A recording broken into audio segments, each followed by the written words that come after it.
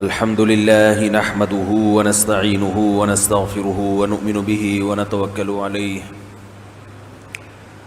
ونعوذ بالله من شرور أنفسنا ومن سيئات أعمالنا من يهده الله فلا مضل له ومن يضلل فلا هادي له ونشهد أن لا إله إلا الله وحده لا شريك له ونشهد أن محمدًا عبده ورسوله صلى الله تعالى عليه وعلى آله وأصحابه وبارك وسلم تسليمًا كثيرًا كثيرًا أما بعد فأعوذ بالله من الشيطان الرجيم بسم الله الرحمن الرحيم أينما تكونوا يدرككم الموت ولو كنتم في بروج مشيدة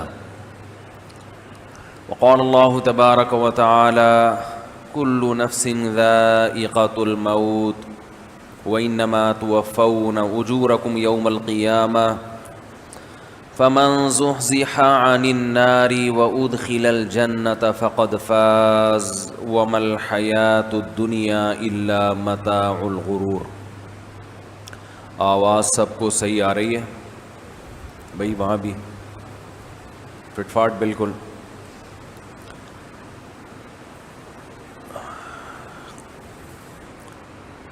اس کا کوئی مسئلہ تو نہیں ہے؟ شور بہت ہے۔ ویسے بھی سب نے مرنا ہے نا، گرمی سے مر گئے تو کیا ہے، آج کا موضوع یہی ہے۔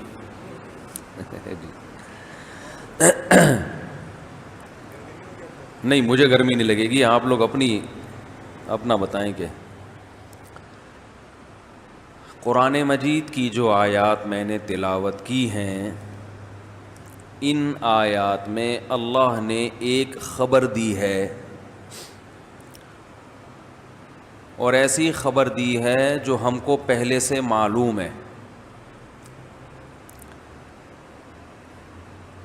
حالانکہ جو خبر پہلے سے انسان کو معلوم ہوتی ہے وہ خبر دی نہیں جاتی، جو خبر پہلے سے معلوم ہو وہ خبر دی، بولو بھائی، نہیں جاتی۔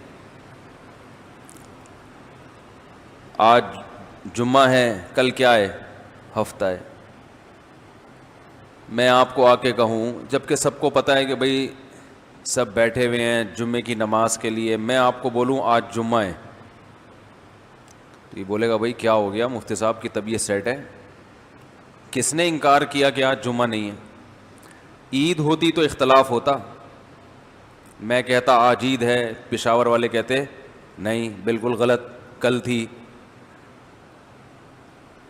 تو یہاں تو اختلاف ہو سکتا ہے۔ جمعے کا دن میں کوئی انکار تھوڑا ہی کر رہا ہے کہ ہم اسے کہیں کہ آج جمعہ ہے۔ تو جو چیز پہلے سے معلوم ہوتی ہے اس کی خبر، بولو بھائی، نہیں دی جاتی۔ لیکن قرآن ہمیں اس چیز کی خبر دے رہا ہے جو ہمیں پہلے سے، بولو بھائی، معلوم ہے۔ کل نفس ذائقۃ الموت، اللہ نے فرمایا ہر نفس کو موت کا ذائقہ چکھنا ہے۔ یہ ایسی نیوز ہے جو ہمیں پہلے سے معلوم ہے، تو پھر اللہ نے کیوں بتایا؟ جب پہلے سے پتہ ہے تو اللہ تعالیٰ اناؤنسمنٹ کیوں کر رہے ہیں کہ ہر نفس نے موت کا ذائقہ چکھنا ہے؟ اینما تکونوا، تم کہیں بھی چلے جاؤ، یدرککم الموت، موت تمہیں پکڑ لے گی۔ یہ بھی کوئی نئی بات ہے بھائی؟ یہ تو سب کتابوں میں لکھا ہے بھائی، یہ تو سب کتابوں میں لکھا ہے۔ کچھ باتیں ایسی ہیں جو کسی کتاب میں نہیں لکھی، لیکن یہ تو سب کتابوں میں لکھا ہے کہ جہاں بھی چلے جائیں موت سے، بولو بھائی، نہیں بچ سکتے۔ جو خبر پہلے سے معلوم ہوتی ہے وہ دی نہیں جاتی۔ بہو سے کہیں آپ کی ساس بہت چالاک ہے، تو کہے گی کوئی نئی خبر دو بھائی، یہ کوئی ہے بھائی؟ یہ تو پہلے سے معلوم ہے. تو اللہ کا کلام بلیغ ہے. اللہ ایسی خبر نہیں دے سکتے جو ہمیں پہلے سے معلوم ہو اور اس کو بتانے میں کوئی نیا فائدہ نہ ہو. خوب اچھی طرح ایک بات کو سمجھیں کہ جو کام کے لوگ ہوتے ہیں نا، کام کے لوگ وہ کم گو ہوتے ہیں. زیادہ تر وہ بولتے کم ہیں. کیوں کم بولتے ہیں؟ اس لیے کہ وہ یہ سوچتے ہیں کہ میں وہ خبر دوں گا، وہ بات کروں گا جس کا سننے والے کو فائدہ ہو. نہیں ہو تو وہ کیا کریں گے؟ خاموش. اب آپ دیکھیں نا، محفل میں لوگ بیٹھے ہوئے ہوں، بلا وجہ کوئی بولے آلو کے ریٹ اتنا چل رہا ہے، پیاز کا ریٹ اتنا چل رہا ہے. آپ بولے گا بھائی تجھ سے کسی نے پوچھا ہے آلو پیاز کے ریٹ ہیں؟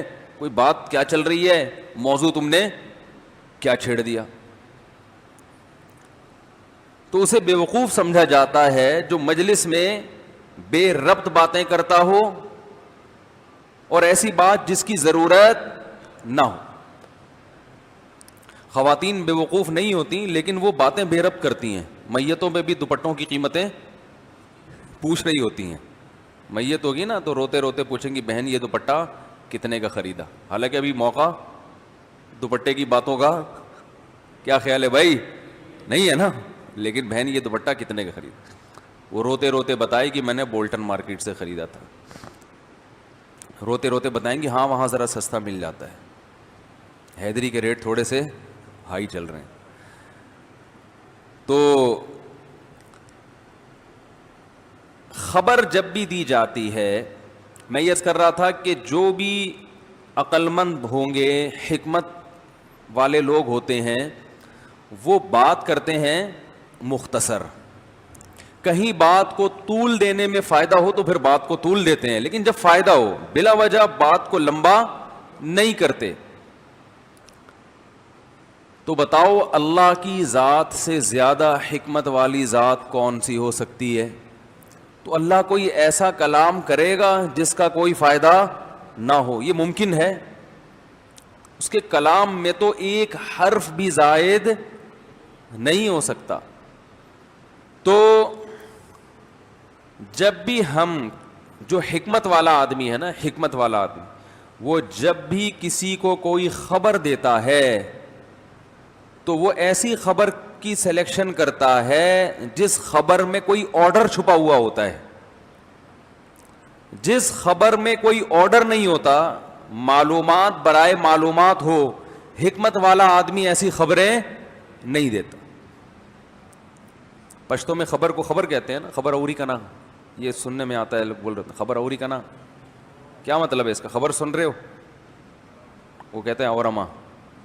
بس ہمیں بھی کچھ پشتو تھوڑی تھوڑی آتی. خبر اوری کا نا، وہ کہتا ہے کانا.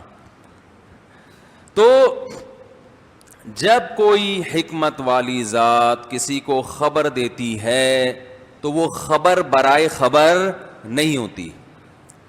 جیسے قرآن میں یہ نہیں ہے کہ سورج مشرق سے نکلتا ہے مغرب میں غروب ہوتا ہے.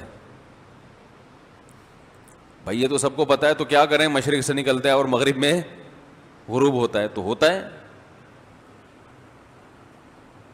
لیکن قرآن میں اگر کوئی خبر دی جائے گی، میں اس کو پہلے مثال سے سمجھاتا ہوں کہ حکمت والا آدمی جب کوئی خبر دیتا ہے تو خبر میں کوئی آرڈر چھپا ہوا ہوتا ہے. مثال کے طور پر آپ کی بیگم نے آپ کو کہا کہ بکرے کا گوشت لے آئیں 5 کلو. بیگم کچھ بھی کسی بھی ٹائم پہ کہہ سکتی ہے کیونکہ گورنمنٹ کی طرف سے اسے کچھ کہنے پر کوئی پابندی، بولو بھائی، نہیں. کچھ بھی کہہ سکتی ہے. آج بکرے کا گوشت کتنا لے آئیں؟ ایک متوسط درجے کی آمدن والے کو اس نے کہہ دیا کہ بکرے کا گوشت 5 کلو بغیر ہڈی کے لے آئیں. ایک تو بکرے میں ویسے ہی ہڈی زیادہ، گوشت کم ہوتا ہے، اوپر سے وہ بھی جب بغیر ہڈی کا، تو پھر اس کا مطلب کہ بکرا ہی، یعنی بکرے میں سے ہڈی نکل گئی تو رہا کیا. تو آپ جواب میں بیگم کو ایک خبر دیتے ہیں. خبر یہ دیتے ہیں کہ بکرا بہت مہنگا ہو گیا ہے. ایک نیوز ہے نا. بکرا بہت مہنگا ہو گیا ہے. مطلب آپ کا بکرے کی مہنگائی کی اطلاع دینا نہیں ہے, وہ تو اخبار میں بھی پڑھ سکتی ہے, نیٹ پہ بھی دیکھے جا سکتے ہیں کہ بکرے کے ریٹ آج کل کیا چل رہے ہیں. اس خبر کے پیچھے ایک آرڈر چھپا ہوا ہے کہ مہنگا ہو گیا ہے, لہذا یہ گوشت, بولو نا بھائی کیا ہو گیا یار, یہ نہ منگواؤ, بچیا منگوا لو, مرغی منگوا لو. تو یہ خبر برائے خبر نہیں ہے, اس خبر میں ایک آرڈر چھپا ہوا ہے, لہذا یہ مفید خبر ہے, یہ صرف جنرل نالج کے لیے نہیں ہے. تو اس خبر کو ہم فضول خبر نہیں کہہ سکتے, بلکہ یہ وہ خبر ہے جس سے عمل کا تعلق ہے. بہت سے لوگ بہت کچھ معلوم حاصل کرنے کی کوشش کرتے ہیں نا. ابھی کچھ دن پہلے میرے پاس ایک سوال آیا ہوا تھا, موسیٰ علیہ السلام کی والدہ کا نام کیا ہے؟ اب میں اگر خبر دیتا کہ فلاں نام ہے, اس کا کوئی فائدہ ہے؟ کوئی فائدہ نہیں ہے. تو بھئی کیا جو بھی نام تھا, بس قرآن نے کہا موسیٰ, موسیٰ کی ماں. تو وہ خبر جس کے پیچھے آرڈر چھپا ہوا ہوتا ہے وہ حکمت والی خبر کہلاتی ہے.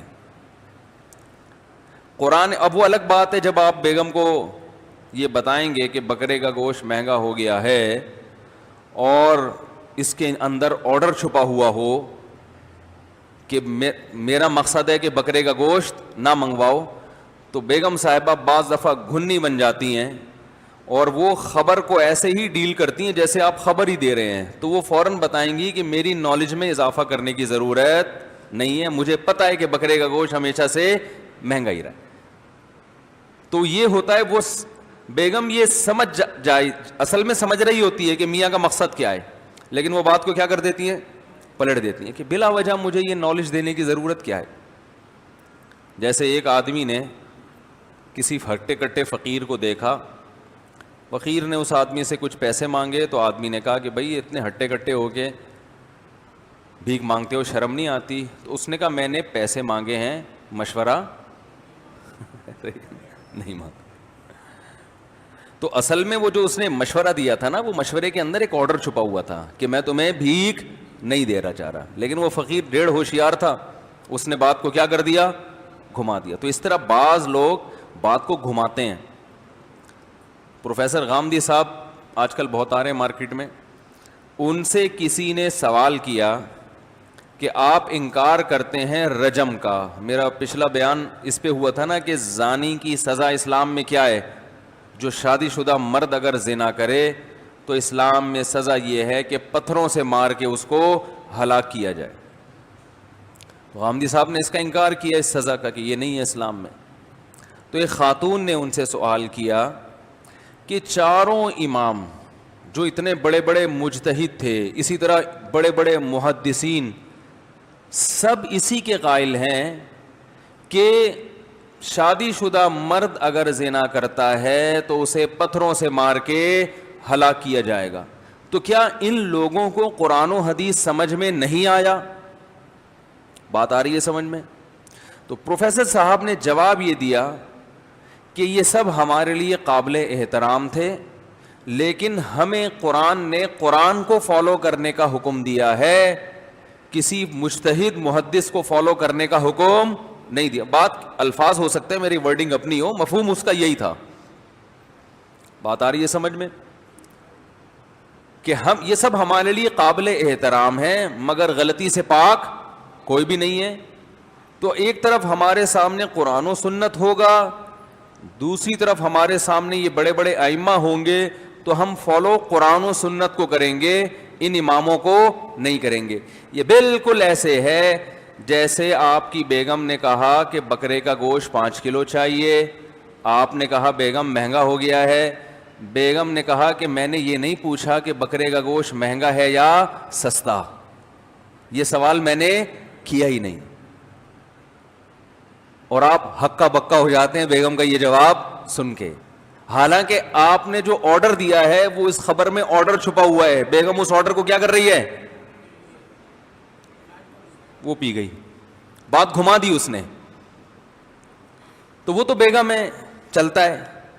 اگر وہ باتیں نہ گھمائیں تو پھر مکھنچو ٹائپ کے مرد بھی تو ہوتے ہیں نا, وہ تو کوئی حقوق ہی پورا نہ کریں, اس کا تو پھر بھی ٹھیک, اس پہ سوٹ کرتی ہے یہ چیز, مگر غامدی صاحب پہ ایسی چیزیں سوٹ. بھائی بیگم اگر ٹوپی نہ کرائے میاں کو تو میاں بھی تو ٹوپیاں ہی کرا رہے ہوتے ہیں نا آج کل. وہ کون سے پورے صحیح چل رہے ہیں. اگر سیدھی سادی بیوی کسی کو مل جائے تو میاں حقوق ادا کرے گا؟ کہاں, کون ادا کرتا ہے؟ یہ تو سالوں کے ڈر سے تو حقوق ادا ہو رہے ہیں. اللہ کے ڈر سے کر رہا ہوتا تو پہلے نماز نہیں پڑھتا. او بھائی, اللہ کے ڈر سے اگر کوئی بیوی کے حقوق ادا کر رہا ہے تو اللہ کے ڈر میں تو سب سے پہلے کیا ہے؟ نماز ہے. تو اس کا مطلب ہے یہ جو بیوی کے حقوق ادا ہو رہے ہیں یہ اللہ کے ڈر سے نہیں ہو رہے, یا تو بیوی کے اپنے ڈر سے ہو رہے ہیں کہ وہ ناراض ہو جائے گی, یا اس کے بھائیوں کے ڈر سے ہو رہے ہیں. اس لیے میں بار بار کہتا ہوں, دیکھو بچے مت روکو. اس کا ایک بڑا نقصان یہ ہے کہ تم اپنی بیٹیوں کے لیے بھائی چھوڑ کے نہیں جاؤ گے دنیا سے. نسل روکنے کا نقصان یہ ہے کہ ایک آدھ بچہ یا ایک آدھ بیٹی جب وہ شادی ہو کے جائے گی نا جس خاندان میں, ان کو پتہ ہے اس کے پیچھے پوچھنے والا کوئی بھی نہیں. باپ تھا وہ تو مر گیا یا بوڑھا ہو گیا, وہ تو مر گیا, تو پیچھے بھائی ہونے چاہیے. چھوڑتے ہوئے 100 دفعہ سوچے کہ یار میں نے اس کو طلاق دی تو پیچھے 5-6 سالے کھڑے ہوئے ہیں. حقوق حق تلفی کرتے ہوئے 10 دفعہ سوچے, پیچھے کوئی ہے ہی نہیں, بھائی بہن ہے ہی نہیں. تو یہ سارا سیٹ اپ کیا ہو رہا ہے, برباد کر دیا ہمارا. تو ان سے یہ سوال پوچھا کہ آپ جو ہے زیادہ قرآن سمجھتے ہیں ان ائمہ کی نسبت, تو انہوں نے جواب یہ دیا کہ جب ایک طرف قرآن ہو اور ایک طرف یہ بڑے بڑے ائمہ ہو تو ہم فالو کس کو کریں گے؟ قرآن کو. حالانکہ پوچھنے والی خاتون کا یہ سوال نہیں تھا, سوال گھمایا ہے.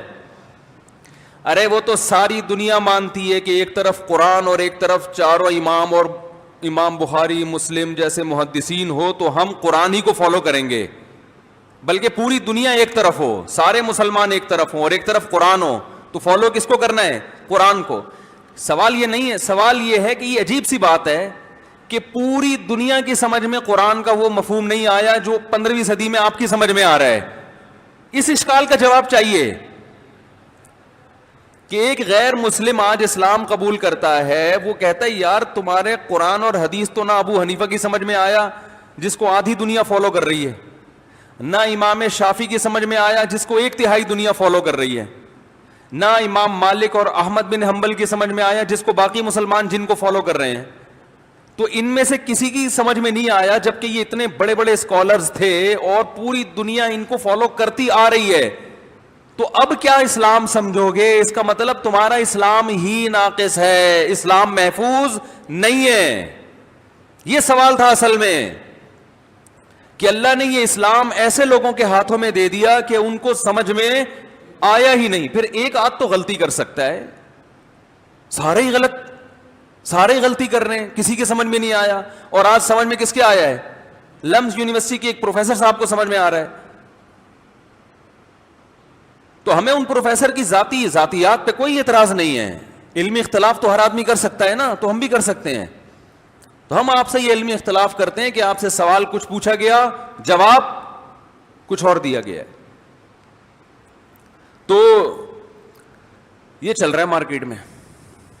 جتنے باطل لوگ ہیں سب کا انداز اسی طرح کا ہوتا ہے, پوچھو کچھ جواب کچھ اور ملے گا. تو میں دوبارہ اپنے اصل ٹاپک کی طرف آتا ہوں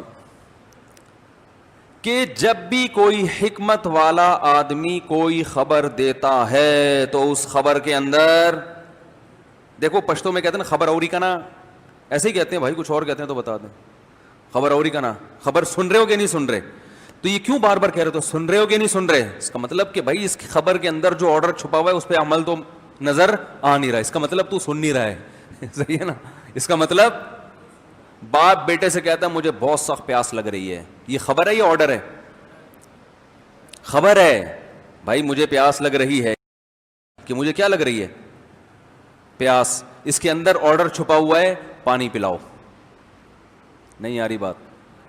اب دیکھو کوئی کسی کو کہہ رہا ہے اپنے بیٹے کو بیٹا مجھے بہت سخت پیاس لگ رہی ہے. ایک دفعہ کہہ دیا. بیٹا میں نے کہا میری زبان خشک ہو رہی ہے, پیاس لگ رہی ہے. 2 دفعہ کہہ دیا. تیسری دفعہ کہہ دیا بھائی مجھے پیاس لگ رہی ہے. بیٹا بیٹھا ہوا ہے, اچھا ابو تھینک یو آپ نے ایک اچھی خبر دی. تو آپ پھر بولیں گے اوری کا نا سن رہا ہے کہ نہیں سن رہا؟ کہے گا ہاں سن رہا ہے. تو سن رہا ہے تو کم بخت پانی کیوں نہیں پلاتا جا کے, ہیں؟ یہی کہیں گے کہ نہیں کہیں گے؟ بھائی اگر سن رہا ہے تو جا کے پانی کیوں نہیں پلاتا؟ پانی پلا. مطلب یہ ہے, اس کا مطلب جو پانی نہیں پلا رہا ہے اس کا مطلب تو خبر نہیں سن رہا ہے, تو یعنی سمجھ نہیں رہا ہے تو کہ میں کہنا کیا چاہ رہا ہوں. تو یاد رکھیں قرآن مجید میں جتنی بھی خبریں ہیں, قرآن نے ہمیں پورا واقعہ سنایا موسیٰ علیہ السلام اور فرعون کا. یہ ایک تاریخی واقعہ ہے, لیکن اس میں آرڈر چھپے ہوئے ہیں. کمزور کا مقابلہ طاقتور سے, اہل حق کا مقابلہ ظالم سے. فتح کس کی ہو رہی ہے؟ حق پرستوں کی. حق پرستوں کی فتح ہو رہی ہے. ظالم کا انجام اچھا نہیں ہے. ظاہری نقشوں سے دیکھ کر متاثر مت ہو, یہ آرڈر ہے نا. فرعون کی بڑی حکومت سب کچھ, اللہ نے فرمایا اس سے متاثر مت ہو, اصل تقوی ہے. تو اسی طرح یاد رکھیں اللہ نے جو ہمیں خبر دی ہے کہ کلو نفس ذائقۃ الموت, ہر نفس نے موت کا ذائقہ چکھنا ہے, یہ خبر ہے. یہ تو ساری دنیا کہہ رہی ہے کہ چکھنا ہے, پھر اللہ ہمیں کیوں بتا رہا ہے؟ جیسے آج جمعہ ہے, میں کہوں تو آپ بولیں بھائی ہمیں پتہ ہے. ہاں گھر میں ایک بچہ نہا دھو کے تیاری کر کے جمعے کی نماز پڑھنے نہیں جا رہا, اسے آپ کہتے ہیں بیٹا آج جمعہ ہے, حالانکہ اسے پتہ ہے جمعہ ہے. مطلب یہ کہ حرکتوں سے نہیں لگ رہا کہ تمہارا نماز پڑھنے کا ارادہ ہے. اسے آپ بار بار بتائیں گے آج کیا ہے؟ آج عید ہے. کہتے ہیں نا لوگ آج عید ہے, پریشان کیوں بیٹھا ہوا؟ بھائی آج کیا ہے؟ عید ہے, مطلب پریشانی ختم کرو. تو اللہ نے بتایا کل نفس ذائقۃ الموت, ہر نفس نے موت کا ذائقہ چکھنا ہے. یہ خبر ہے. اور آج کی تازہ خبر, آج کی کیا ہے؟ یعنی آج جمعے کی تازہ خبر ہے یہ کہ ہر ایک نے موت کا ذائقہ بولو بھائی چکھنا ہے. یہ خبر اللہ نے اصل میں جو دی ہے نا, اس کے اندر بہت سے آرڈر چھپے ہوئے ہیں. ایک آرڈر نہیں ہے بلکہ بہت سارے آرڈر ہیں. نمبر 1 کہ یہ تو تمہیں پہلے سے پتہ ہے کہ موت کا ذائقہ چکھنا ہے, لیکن تمہاری حرکتوں سے لگتا ہے کہ تمہیں یہ یقین ہے کہ موت کا ذائقہ نہیں چکھنا. جیسے جمعے کے دن کوئی نہا دھو نہ رہا ہو, یا کسی بچے کے امتحان سر پہ کھڑے ہوں اور وہ بنٹے کھیل رہا ہے, ڈبو کھیل رہا ہے, تو ابا کہیں گے بیٹا کل تمہارا پیپر ہے. حالانکہ اس کو پتہ ہے کہ پیپر ہے, لیکن اسے یاد دہانی کے لیے کہ بھی کیا کر رہا ہے بھائی. تو بچہ کہے گا ابو مجھے تو پتہ ہے کہ کل پیپر ہے, پہلے سے پتہ ہے. تو بیٹا حرکتوں سے لگتا ہے کہ تمہارا یہ خیال ہے کہ کل پیپر نہیں ہے. جن کا کل پیپر ہوتا ہے ان کی حرکتیں ایسی نہیں ہوتی. تو اللہ بھی بتا رہے ہیں کہ ہر نفس نے موت کا ذائقہ چکھنا ہے. اے اللہ ہمیں تو پہلے ہی پتا ہے, ہمیں کیوں بتا رہے ہیں؟ اللہ کہہ رہے ہیں اس لیے بتا رہا ہوں کہ تمہاری حرکتوں سے لگتا ہے کہ تمہیں یہ خبر ہے نہیں. تمہاری حرکتوں سے لگتا ہے کہ تم میں سے ہر شخص قیامت کا اعلان کر کے دنیا سے جائے گا. ہر شخص جو ہے وہ ہمیشہ زندہ رہے گا. تمہاری حرکتوں سے ایسا لگتا ہے. نہیں آ رہی بات؟ میرا خیال ہے. دوسری بات, حرکت سے نہیں حرکتوں سے. جیسے وہ بچہ جو ہے نا جس کا کل پیپر ہے, ڈبو بھی کھیل رہا ہے, اور جب ڈبو کھیل کے آیا تو سو گیا. تو ایک حرکت سے لگ رہا ہے کہ کل پیپر نہیں ہے, یا حرکتوں سے؟ ایک حرکت ہوتی ہے نا, تو ہم کہتے ہیں اس کھیل چھڑا دو. وہ تو ساری حرکتیں ایسی ہیں جس سے لگتا ہے کہ یہ اس کے ذہن میں ہے ہی نہیں کہ کل پیپر ہے. تو ہماری ایک حرکت نہیں ہے بھائی, بہت ساری حرکتوں سے پتہ چلتا ہے کہ ہمارا یہ کانسیپٹ ہے کہ مرنا نہیں. ایک حرکت یہ بھی ہے کہ موت کی بات اچھی نہیں لگتی. کسی محفل میں بیٹھو, بولو ہم سب نے مرنا. کیا ہو گیا بھائی, کون مر رہا ہے یہاں؟ سب فٹ فاٹ ہیں, صحت مند ہیں, کیا ہو گیا ہے بھائی؟ یہ ہوتا ہے نا کہ موت کیوں بلا وجہ اچھے بھلے بیٹھے ہوئے تو آگے بلا وجہ قبر لگا کے رکھی ہوئی تو نے. حرکتوں سے پتہ چلتا ہے کہ یہ مرنے کے لیے, اس کا یہ کانسیپٹ ہے کہ مرنا نہیں, کیونکہ جو ہوتا ہے تو اس کی خبر تو اچھی لگتی ہے نا, بلکہ اس کے بارے میں تو پوچھتا ہے انسان کہ کب. ارے یار ہر بات میں مثال دینی پڑتی ہے, مصیبت یہ ہے. دیکھو ایک بچہ اب کھیل کود میں مشغول ہے, امتحان کی اناؤنسمنٹ ہو گئی, پتہ چل گیا اخبار میں کہ امتحان ہونے والے ہیں یا امتحان ہوں گے, فوراً بچے کو فکر ہوتی ہے پتہ چلے کہ کب. نہیں آ رہی بات, فوراً اس تجسس میں لگ جائے گا کہ ڈیٹ پتہ چلے کہ کب, کیونکہ پھر اس نے تیاری کرنی ہے. تو ہمیں جب پتہ ہے کہ مرنا ہے تو ہمیں تو فوراً اپنے بارے میں یہ سوچنا چاہیے کہ کب وہ دن آئے گا. تو اگر کوئی آپ سے بات کر رہا ہو کہ بھائی آپ کی باڈی کا اسٹرکچر دیکھ کے ایسا لگتا ہے کہ 10-15 سال سے زیادہ چلنے والی کہانی ہے نہیں, خوش ہونا چاہیے, چلو آپ نے بتا دیا, ورنہ میں تو 48 سال سمجھ رہا تھا. لیکن غصہ آئے گا کہ نہیں آئے گا, وہ کیسی باتیں کر رہا ہے, ابے کیوں بلا وجہ بیٹھے ہیں, اچھی اچھی باتیں کرو, کیا کرونا لگا کے رکھی ہوئی ہے. کہ لوگ مجھے بھی یہی کہتے ہیں کہ یار ہر وقت کرونا لے کے بیٹھے ہوئے, کرونا سے ڈرا رہے ہو. کرونا سے تھوڑی ڈرا رہے ہیں, موت کی تیاری کے لیے آپ کو کہہ رہے ہیں کہ پہلے سے تیار. نہیں مرے تو اچھی بات ہے, مر گئے تو پہلے سے توبہ طائب کر کے نکل لیں گے. کیا خیال ہے, یہ کہنا چاہ رہے ہیں جو آپ سمجھ نہیں پا رہے. تو دوسرا ہم یہ بھی کہہ رہے ہیں کہ اللہ مارے تو ٹھیک ہے, خود سے مرنے کی زبردستی کوشش نہ کرو نا. جتنی تیاری کا ٹائم مل جائے اچھا ہے نا. ارے ایک بچے کو بتایا جائے کہ جنوری میں پیپر ہیں, وہ کہے گا یار اچھا ہے 4 مہینے بھی تیاری کے لیے ہیں, اور اسے آپشن دیا جانی جی کل ہی پیپر ہے, تو کہے گا یار تھوڑا ٹائم دے دو تو اچھا ہے, اچھے نمبر آ جائیں گے. تو ہم بھی کہتے ہیں زندگی کا تھوڑا ٹائم مل جائے تو جنہوں نے توبہ نہیں کی ہے وہ توبہ کر لیں. کیا خیال ہے, کچھ اپنے اعمال کو سیدھا کر لیں, کیونکہ ابھی فوراً مر گئے تو میرا خیال ہے ہم میں سے کوئی ایسا نہیں ہے جو اتنا نیک ہو کہ سیدھا کہاں جائے, جنت میں. کچھ ہم لوگوں کے اعمال کو اتنے اچھے تھوڑی ہیں. تو اللہ نے ہمیں جو موت کی خبر دی, اس خبر میں بہت سارے آرڈرز چھپے ہوئے ہیں. ایک آرڈر یہ ہے کہ تمہاری, یعنی آرڈر کیا ہے, تمہاری حرکتوں سے لگتا ہے کہ تم مرنے کے لیے تیار نہیں ہو. نمبر 1, وہ حرکتوں میں ایک حرکت کہ موت کا تذکرہ اچھا نہیں لگتا. یہ بھی ایک بڑی غلط حرکت ہے. حالانکہ اہل اللہ جتنے بھی ہیں, دیکھو قرآن ٹینشن بڑھانے کی کتاب ہے, ٹینشن ختم کرنے کی کتاب ہے.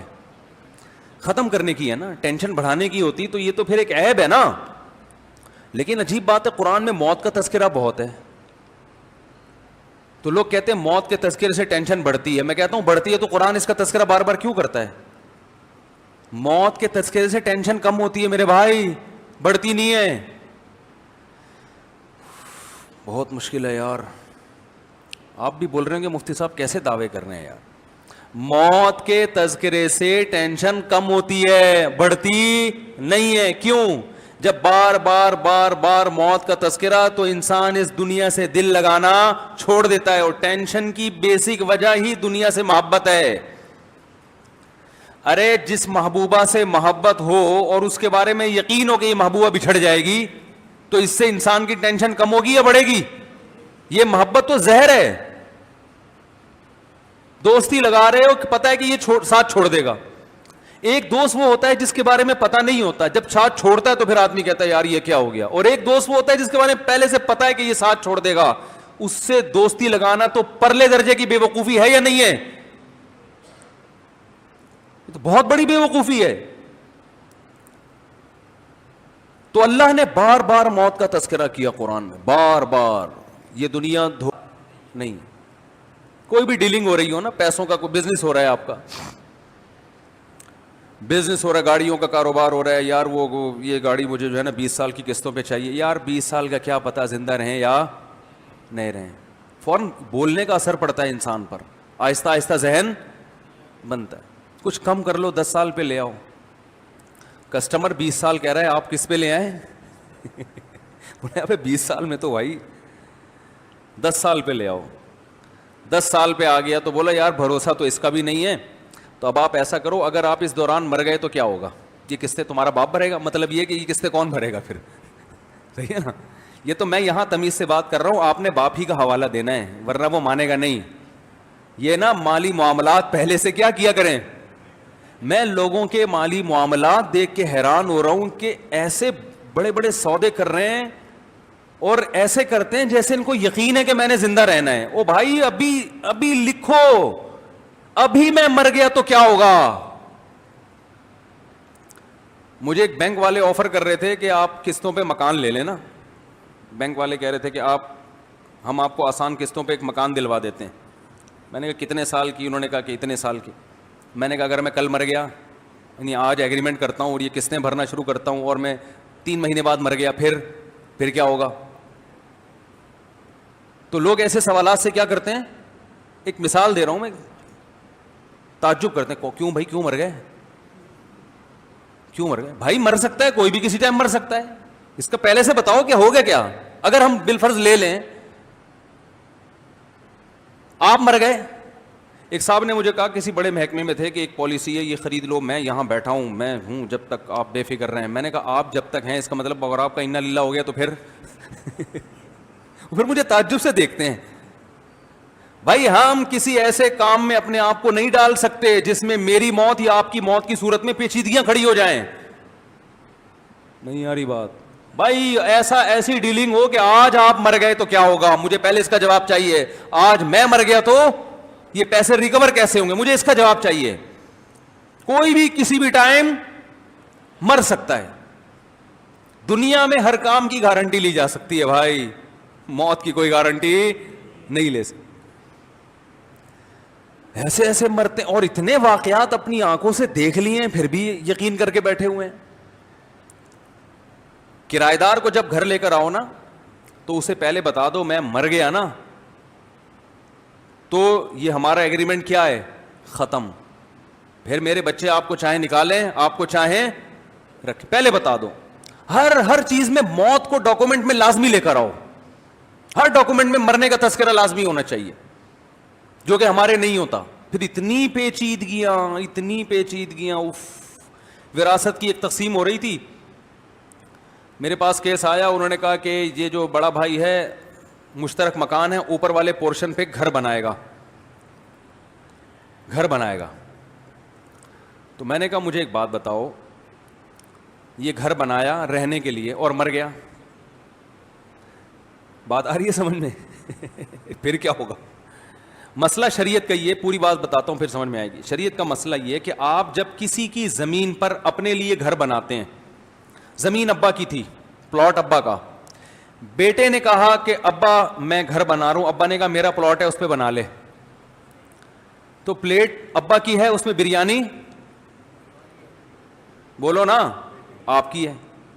تو جس کی پلیٹ ہوتی ہے اس کو ہر وقت اختیار ہوتا ہے کہ اپنی پلیٹ کو خالی کرنے کا حکم دے دے کہ بھائی میری پلیٹ مجھے واپس کرو, اس میں میں نے قورمہ ڈالنا ہے. ایسا ہی ہے نا.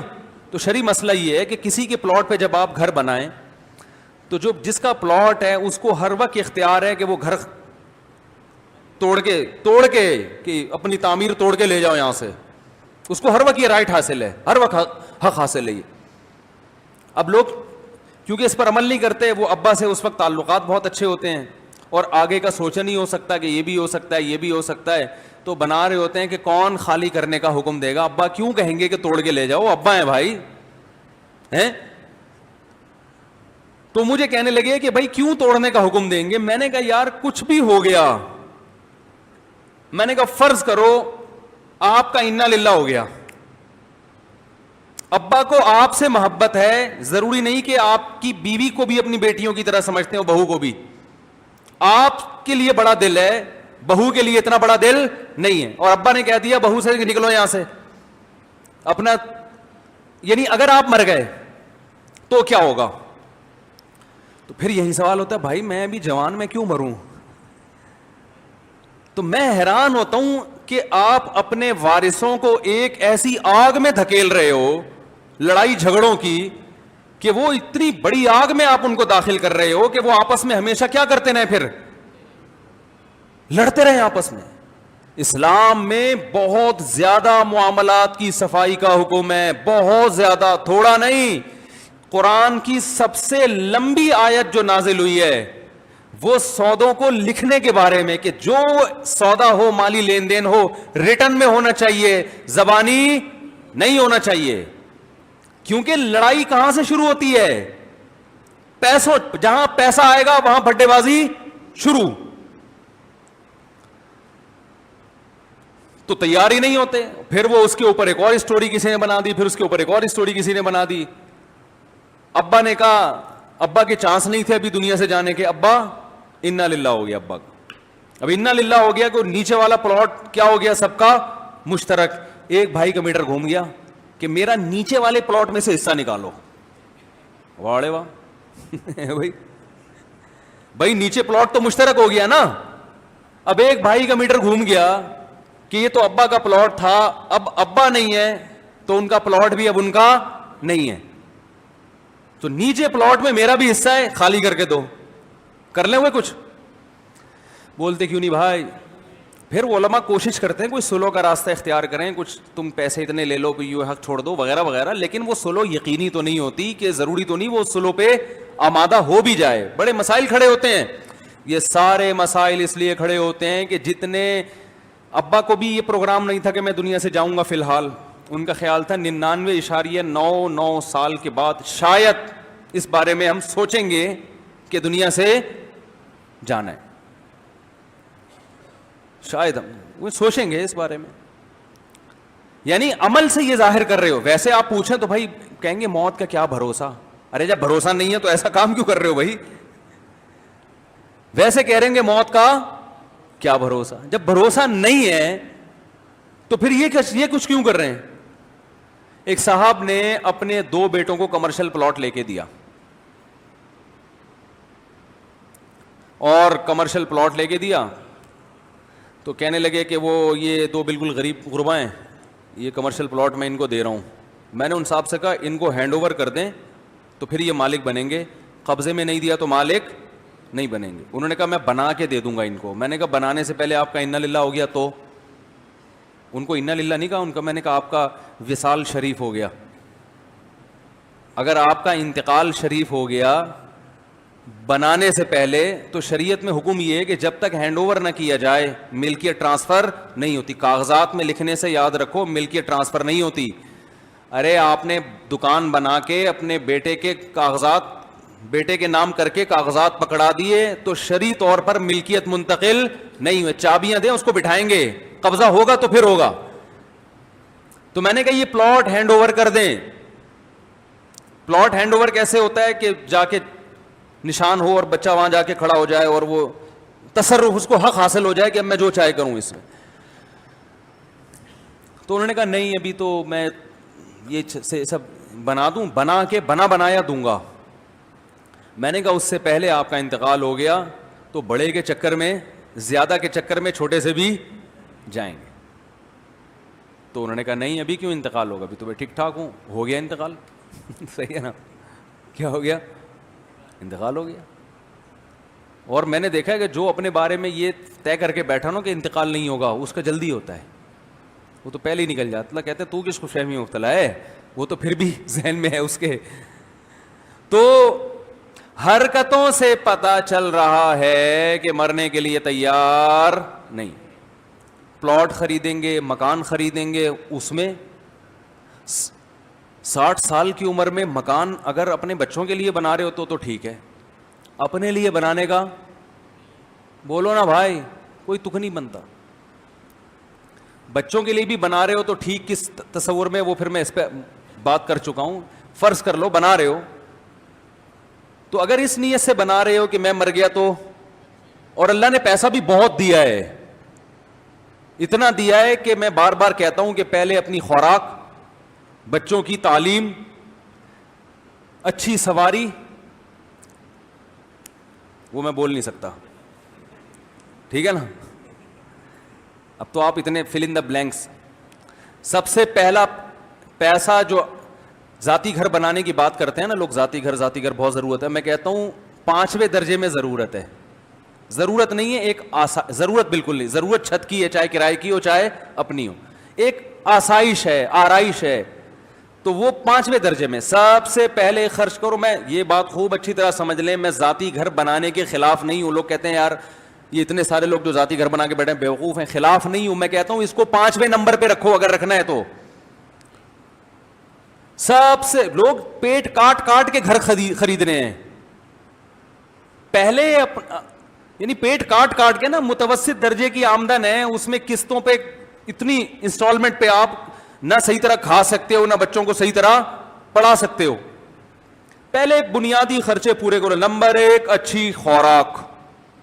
صبح ناشتے میں بادام, پستے, اخروٹ. نہیں آ رہی بات؟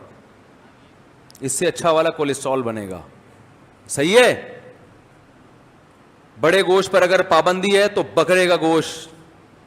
پھر جب بیگم بولے 5 کلو تو یہ نہیں بولو کہ کیا ہو گیا ہے, مہنگا ہو گیا ہے. بیگم سے بولو بیگم جو گھر خریدنے کے لیے پیسے رکھے ہوئے تھے نا, اس سے آج کل تمہیں کیا کھلا رہا ہوں, بکرا. کرائے کے گھر میں گزارا کرو, روز بکرا کھائیں گے. گھر تو ان اینٹوں سے دیواروں سے دل لگا کے کیا کرنا ہے بھائی, جنازہ اٹھے گا یہاں سے. یہ اپنی ہو کرائے کی ہو کوئی فرق نہیں پڑتا, چھوڑنا ہے اس کو. یہ تیار نہیں ہے اس کے لیے, میرا گھر ہے. وہ تو کیا کر لے گا بھائی, یہ جتنے قبرستان میں لیٹے ہوئے ہیں ان کے سب کے اپنے گھر تھے. تو جانا ہے, نکلنا ہے, مسافر خانہ ہے. سیٹوں سے دل نہیں لگائے. W11 میں بیٹھو گے, کیسی جھالریں لٹک رہی ہوتی ہیں نا W11 میں. ارے وہ کیسا زبردست W11 کو دلہن کی طرح سجایا ہوا ہوتا ہے, تو کیا گھر لے جاتے ہو اس کو؟ او بھائی سفر کی جگہ ہے, بیٹھو. لال سیٹیں ہوتی ہیں چمکتی ہوئی, ہے نا, کیسی چمکتی ہوئی لال سیٹیں, اچھی چمک پٹیاں لگی ہوئی ہوتی ہیں پوری, اندر بھی W11 پہ, باہر بھی. اب تو ہم بیٹھے نہیں, بہت عرصہ ہو گیا, وہ لوگ نہیں چھوڑتے نا, جہاں بھی جاؤ بیٹھو تو لوگ پہچانتے ہیں. ڈرائیور کے بارے میں ڈر ہوتا ہے, اکرام میں مجھے اسی سیٹ پہ لے جا کے نہ بٹھا دے. پائلٹ نے تو بٹھا دیا تھا تھوڑی دیر کے لیے اپنے ساتھ, تو اب W11 کے ڈرائیور نے پہچان لیا, پتہ چلا مفتی صاحب آپ یہاں بیٹھے جی.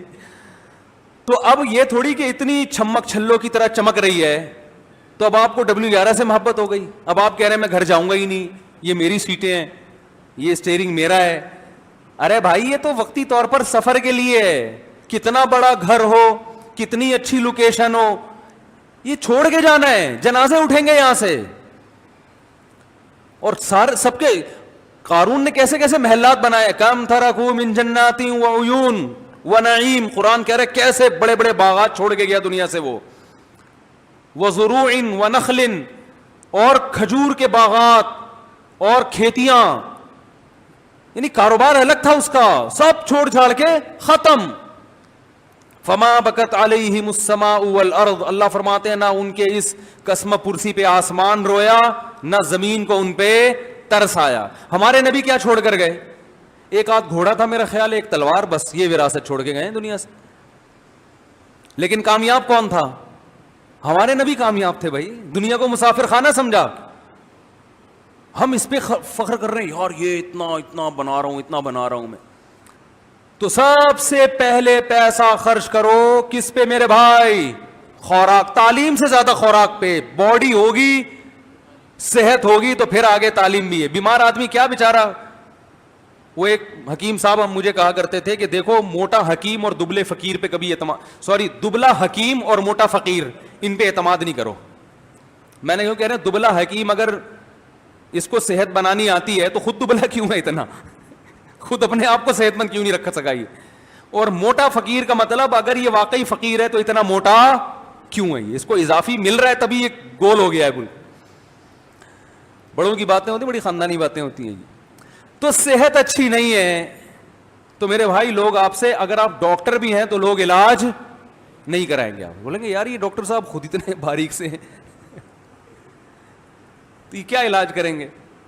تو سب سے پہلے, اور صحت پہ پیسہ بھی خرچ ہوتا ہے. آپ کہہ سکتے ہیں غریب لوگ زیادہ صحت مند ہوتے ہیں, وہ اس لیے ہوتے ہیں کہ وہ کھاتے کم ہیں, محنت زیادہ کرتے ہیں, وہ ایک اور وجہ ہے. لیکن اگر غریب اچھی خوراک کھانا شروع کر دے تو اور زیادہ صحت مند ہو جائے گا. اور اچھی خوراک پہ روکھڑا بولو نا بھائی, خرچ ہوتا ہے. یہ جو کوکنگ آئل آپ مارکیٹ سے لے کر آ رہے ہو, اس پہ پیسے خرچ نہیں ہوتے, سستا ہے, دیکھنے میں چمکدار ہے, اس لیے کھا کھا کے قبرستان ہے بھائی بھر دیے. دیسی گھی کا مشورہ تو کہتے ہیں یار پیسے ہی نہیں ہے. وہ بحریہ ٹاؤن میں پلاٹ کے پیسے کہاں سے آئے تمہارے پاس یار؟ تمہارے پاس دیسی گھی کے پیسے نہیں ہیں, بحریہ ٹاؤن میں تم نے بنگلہ خرید لیا ہے. جس کے پاس دیسی گھی کے پیسے نہ ہوں وہ ذاتی مکان خرید سکتا ہے. اس کا مطلب یہ ہے کہ بھائی مکان میں تو سریا ڈالا جا رہا ہے, اور جو مکان میں رہنے والا ہے وہ اپنے ہڈیوں کے سریے کی فکر نہیں کر رہا, وہ اپنی ہڈیوں میں سریا نہیں ڈال رہا. ہڈیاں کھوکھلی ہو رہی ہیں اور مکان میں اتنے موٹے موٹے سریے ڈل رہے ہیں. اور پہلے جو دیکھو مکان رہا خود مر گئے تو مکان کا کیا فائدہ؟ مکان نہیں تھا خود رہے, کوئی نہ کوئی چھپڑا مل جائے گا رہنے کے لیے.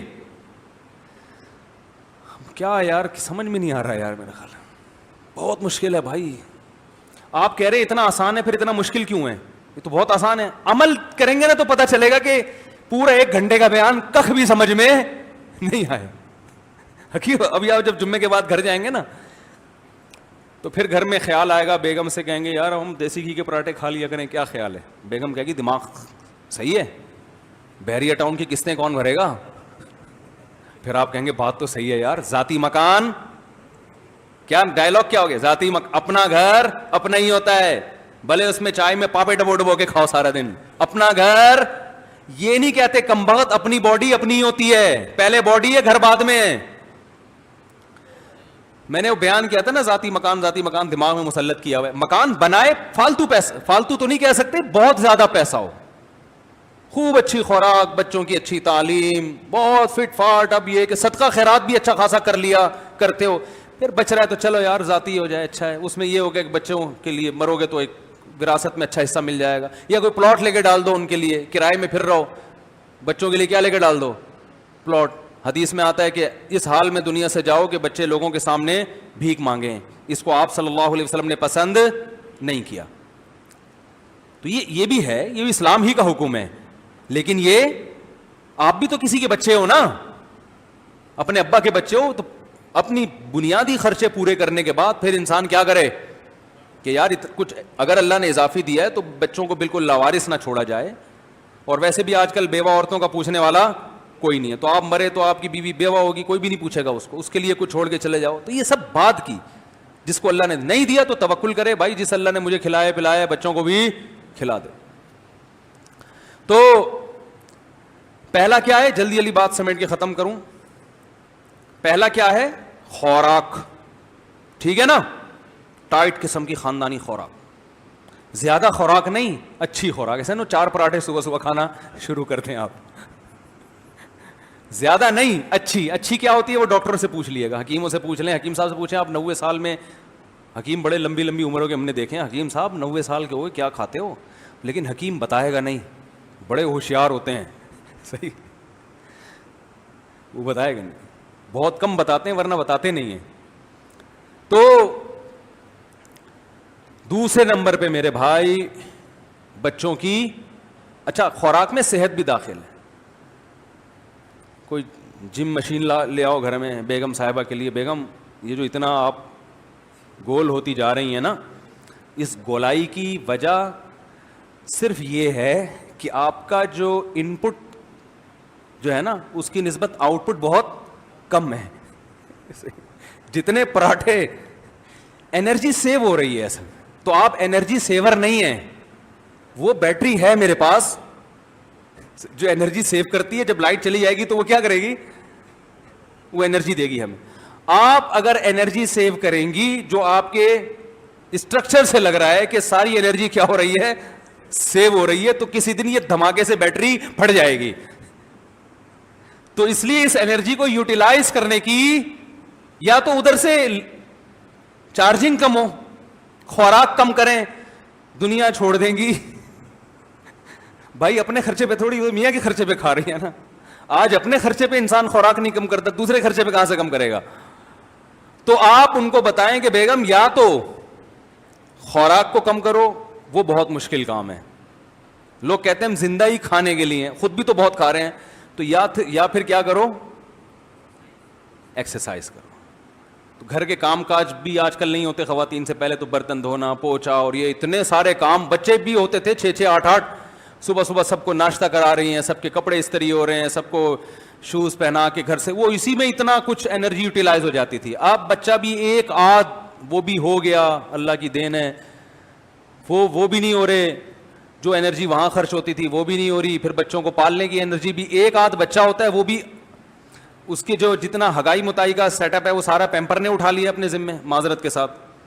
وہ پیمپر کہتا ہے یہ میری ذمہ داری ہے کہ کب اس کو پوٹی آ رہی ہے، کب اس کو پشی آ رہی ہے. یہ کس کی ذمہ داری ہے؟ یہ ماں باپ کی ذمہ داری نہیں. یہ پیمپر کہتا ہے میں ہوں نا، یہ کس کی ذمہ داری ہے؟ میری ہے. آپ بے فکر ہو جائیں، بس آپ کا کام ہے 24 گھنٹے میں ایک دفعہ اٹھایا، پھینکا، دوسرا چینج کر کے لگا دیا، یا 2 دفعہ کر لیں زیادہ سے زیادہ. تو یہ ٹینشن بھی کیا ہو گئی، پہلے راتوں رات پوری رات نالیوں پہ لے کے واش روم میں لے کے بیٹھی رہتی تھی مائیں، سی کرتی رہتی تھی، کم وقت کب کرے گا.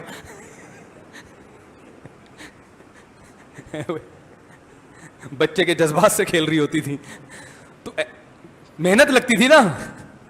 پھر بستر گندا ہو گیا، اس کو دھونا ہے، وہ بہت سارے کام تھے. اور اس سے اور پیچھے جائیں گے تو چکی خود چلایا کرتی تھی ہیں بھائی، تو اس میں اتنا پسینہ نکلتا تھا، بالکل فٹ فاٹ. 99 سال کی عمریں ہوتی تھیں. عورتوں کی عمر زیادہ ہوتی تھی پہلے، مرد مر جاتے تھے جلدی. اب سارے کام بولو بھائی ختم. بچے بھی پیدا نہیں ہو رہے، جو ایک آدھ ہو رہے ہیں، آدھا دن اسکول پال رہے ہیں ان کو، اسکول کی ٹینشن، وہ میاں کے جیب سے پیسے جائیں گے وہاں پہ. پھر آدھا دن ان کو 6 7 8 گھنٹے سو جائیں گے، باقی دن ان کو کمپیوٹر پالے گا، کارٹون. وہ کارٹون کے سامنے بیٹھے رہیں گے، کمپیوٹر کے سامنے گیم کھیلتے رہیں گے، ویڈیو گیم، تو وہ پال لیتا ہے. تو دونوں کی صحت کہاں جا رہی ہے بھائی؟ برباد ہو رہی. تو ان سے کوئی مشین لا کے رکھ دیں گھر میں، بیگم اس پہ تھوڑا تھوڑا چلا کرو، ٹھیک ہے نا، بھاگا کرو، پسینہ نکلنا. پھر ایئر کنڈیشن روم ہے، جو گرمی سے تھوڑی بہت انرجی ختم ہوتی تھی وہ بھی. تو پیسہ اس پہ خرچ کریں، بحریہ ٹاؤن آخر میں آئے گا بھائی. تو صحت پہ پیسہ خرچ ہو گیا. دوسری چیز پیسہ خرچ ہونا چاہیے ایجوکیشن پہ. ویسے ایجوکیشن پہ پیسہ لگتا نہیں ہے، غربت میں بھی اچھی ایجوکیشن مل جاتی ہے، لیکن اگر کوئی سمجھتا ہے کہ نہیں تو پھر دوسرے درجے میں کہاں خرچ کر لے، اس پہ خرچ کر لے. لباس اچھا رکھے. تیسری چیز سواری خاندانی ہونی چاہیے، بلکہ تیسری چیز سواری نہیں، گاڑی بھی چوتھے نمبر پر ہے، بلکہ سب سے پہلا نمبر تو میں نے بتایا ہی نہیں ہے، وہ سب سے پہلے نمبر پر ہے. اس لیے کہ صحت اس سے جتنی اچھی ہوتی ہے کسی اور چیز سے، کیونکہ انسان کو راحت ملتی ہے نا. ارے قرآن میں اللہ فرماتے ہیں جعل لکم من انفسکم ازواجا لتسکنوا الیہا، اللہ نے تمہارے لیے بیویاں بنائی تاکہ تمہیں سکون ملے. تو سکون سے اچھا صحت بنانے کا کوئی ذریعہ ہے؟ میں کہتا ہوں الٹا سیدھا کھا لو لیکن خوش رہو تو وہ آدمی زیادہ اچھا رہے گا. اور جو زیتون پیے، انجیر کھائے مگر ٹینشن میں ہو، اس کی صحت اچھی نہیں. تو اللہ نے نکاح کو سکون کا ذریعہ بتایا. تو سب سے پہلے پیسہ کس پہ خرچ کرو؟ نکاح پہ. ہمارے نبی، زیادہ نہیں جاؤں گا اس طرف، پھر وہ خواتین سننا چھوڑ دیتی ہیں، وہ یہیں پر اسٹاپ کر کے آگے کا بیان ہم نے نہیں سننا. تو سب سے پہلا پیسہ خرچ ہونا چاہیے کس پہ میرے بھائی؟ شادی پہ، شادیوں پہ. وہ آپ نے تشریح کر دی، چلو شادیوں پہ نہیں تو شادی پہ بھی، شادی پہ ہی کر لو، شادی پہ ہی کر لو. اچھا جگہ رشتہ لے کے جاؤ، اچھی جگہ رشتے پہ روکڑا خرچ ہوتا ہے. شادی دفتر والے کو بھی کان میں جا کے بولو تگڑا اماؤنٹ دوں گا کمیشن، کیونکہ جتنے شادی دفتر کھولے نا، میں نے خود بھی کھولے، وہ کہتے ہیں جس کو بولو نا کہ 50,000 روپے لوں گا، وہ کہہ رہے ہیں نہیں اتنے نہیں. جس کو شادی کرنی ہوتی ہے نا صحیح جگہ، اگر شادی دفتر والا کہ 50,000 لوں گا تو وہ کان میں جا کے بولتا ہے 1,00,000 دوں گا تجھے، رشتہ صحیح جگہ کرا دے. اگر وہ 1,00,000 بولے گا، میرا تو بھائی یہی حساب کتاب تھا. نہیں آ رہی بات؟ تو پیسہ ان چیزوں پہ خرچ کرو. 1,00,000 کہہ رہا ہے 2,00,000 بولو اس کو. آپ سمجھ میں نہیں آ رہی بات؟ وہ 2,00,000 بول رہا ہے، بھائی میں 4,00,000 دوں گا. نکاح ایسا ہونا چاہیے کہ میں مینٹلی سکون میں آ جاؤں. سمجھ میں آ رہی ہے بات؟ تو اس پہ پیسہ خرچ کرو. خوراک پہ پیسہ خرچ کرو. سواری خاندانی رکھو، آپ کا وقت بھی بچے گا، دماغ بھی. سواری نہیں رکھتے لوگ، پیسہ اللہ نے دیا, اتنی بھاری بھرکم قسطیں بھر رہے ہیں, مگر رکشوں میں سفر, چنچی میں بیٹھ بیٹھ کے. بھائی اللہ نے پیسہ نہیں دیا تو پھر چنچی بہت بڑی نعمت ہے اللہ کی, پیدل جاؤ بلکہ زیادہ بڑی نعمت ہے.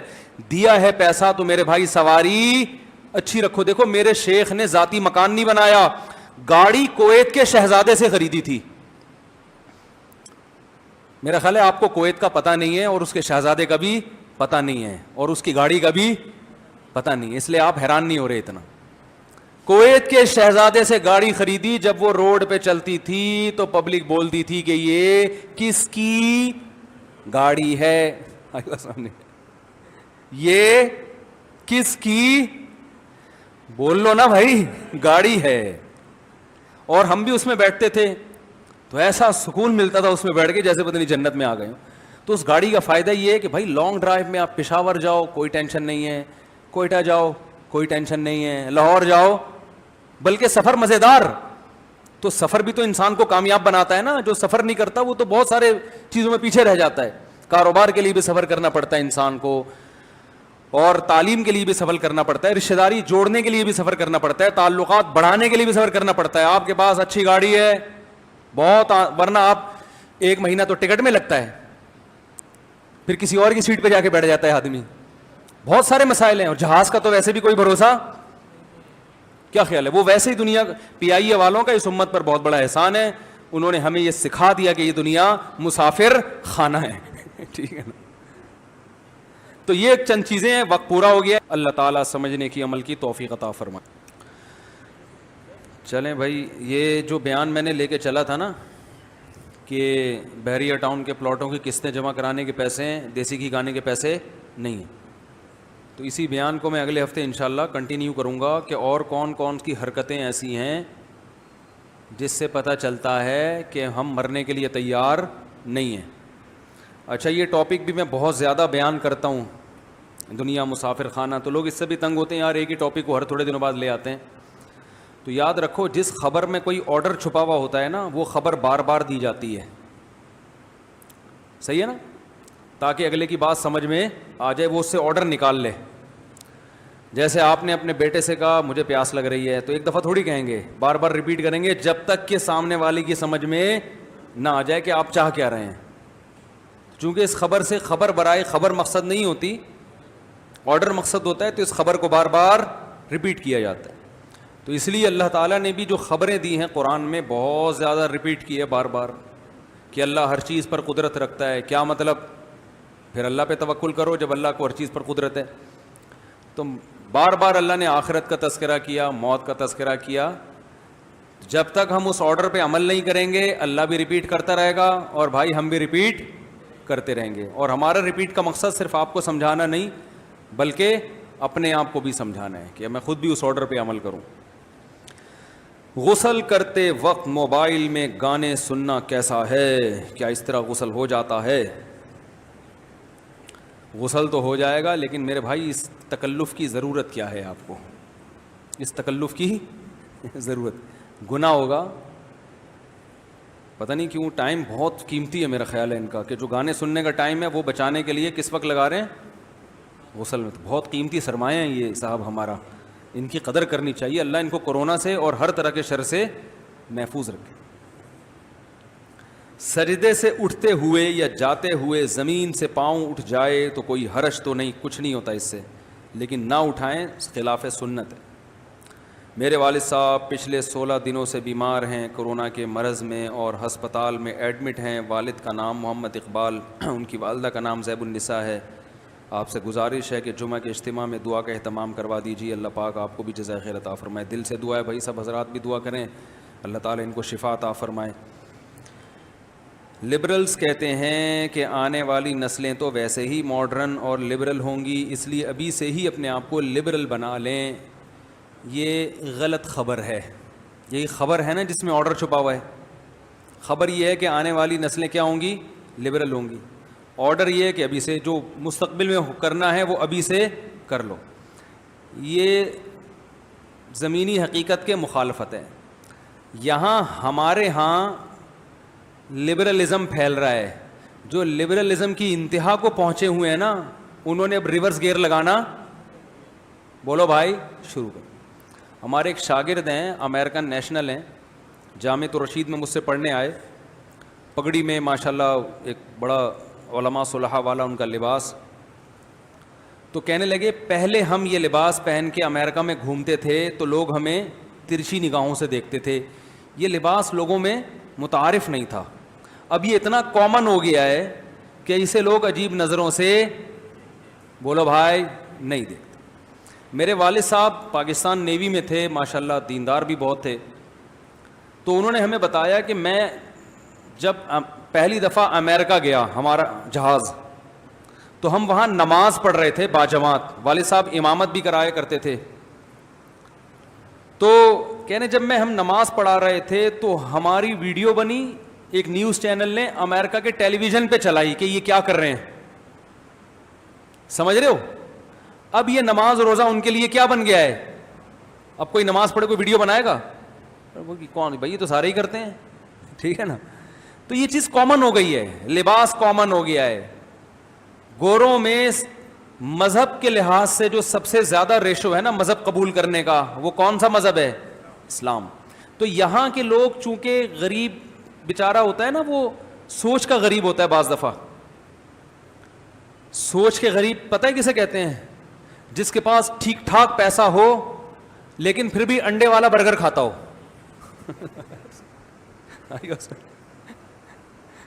زنگر برگر کھانے کے پیسے ہوں مگر کھاتا کیا ہو, انڈے والا برگر. اچھا کل میں نے بھی انڈے والا برگر کھایا ہے. ہو سکتا ہے وہ انڈے والے برگر جو ان کی بڑی سیل ہوتی ہے تو وہ بیان سن رہے ہوں. آج کل ہر بیان ذمہ داری سے کرنا پڑتا ہے, اس کے مطلب بیان کرنے پڑتے ہیں, ورنہ میرے خلاف ہی کلپ آ جائے گا, دیکھو یہ خود انڈے والا.